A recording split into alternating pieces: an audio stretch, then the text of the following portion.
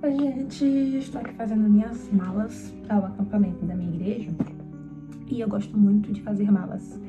E eu gosto muito de fazer malas e de refletir enquanto eu estou fazendo as malas. E aí eu reflito sobre várias coisas e me vem um monte de informação na minha cabeça e eu resolvi parar para gravar enquanto eu tô fazendo as malas, refletindo e falando com a câmera, porque também é satisfatório para mim falar com a câmera.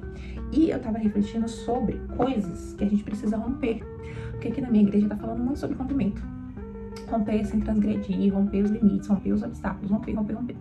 E aí eu tenho orado muito para Deus, para Ele me despertar, né? Me dizer, me direcionar sobre as coisas que eu preciso romper na minha vida.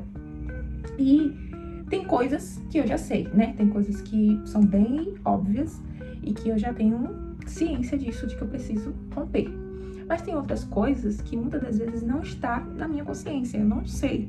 E eu tenho pedido a Deus isso, né? Para despertar em mim coisas que eu preciso romper e que eu ainda não tenho esse direcionamento, né? Enfim, esses últimos dias eu acordei com uma frase na minha mente. E a frase era: romper limites da incredulidade.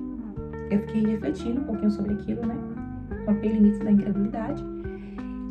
E eu pensei comigo mesma, eu falei, realmente, eu sou uma crente muito cética. Eu tenho muita dificuldade de crer, de acreditar nas coisas. A gente que é crente tem muitas coisas de promessa, né? E eu não consigo ter convicção. E as palavras, né, que Deus ele libera sobre as nossas vidas e que a gente precisa crer para acreditar, gente. Porque, de verdade, por mais que o cenário seja totalmente oposto, a gente precisa ter fé para acreditar nessas palavras. E a Bíblia diz que a fé é o firme fundamento daquilo que não se vê. Ou seja, a gente pode não estar enxergando aquilo que Deus prometeu pra gente, mas a gente precisa ter fé. E ter fé é exatamente isso, acreditar sem enxergar. Ou seja, o firme fundamento do que não se vê. E pra mim é muito difícil. Eu sou bem diferente de uma cristã, de um crente que tem aquela fé fervorosa. Eu não tenho essa fé fervorosa, não. Eu acho que a minha fé é menor do que a de um grão de mostarda. Só que aí o Senhor tem me ministrado sobre isso, de que a falta de fé impede a gente de avançar. Por que impede a gente de avançar? Porque muitas das vezes a gente precisa avançar só em obediência. Só em obediência. Sem entender, sem fazer sentido, mas a gente precisa obedecer. A gente precisa dar o passo, né? Sem ver o chão. E isso é muito difícil, porque são riscos, né? Que a gente corre. Quando a gente dá um passo sem ver o chão, a gente tá correndo vários riscos. Então, pra mim, isso é muito difícil. Pra mim é muito difícil agir pela fé, agir sem ver o chão, agir sem entender, sem fazer sentido. Mas eu preciso, você também precisa romper esses limites, sabe? São os limites da incredulidade. E aí teve uma palavra também que, se eu não me engano, está em Filipenses essa palavra. E que fala que aquele que começou a boa obra, essa passagem também tem a ver com promessas.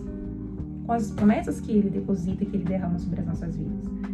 Que essas promessas também entram na categoria de boa obra. E se ele começou, né, essa boa obra em nossas vidas, a gente precisa crer, confiar, ter fé de que ele vai terminar essa boa obra. Eu não sei, né, o processo, o seu processo. Eu estou em um processo que só Jesus a causa. Mas o processo faz parte da promessa, entende?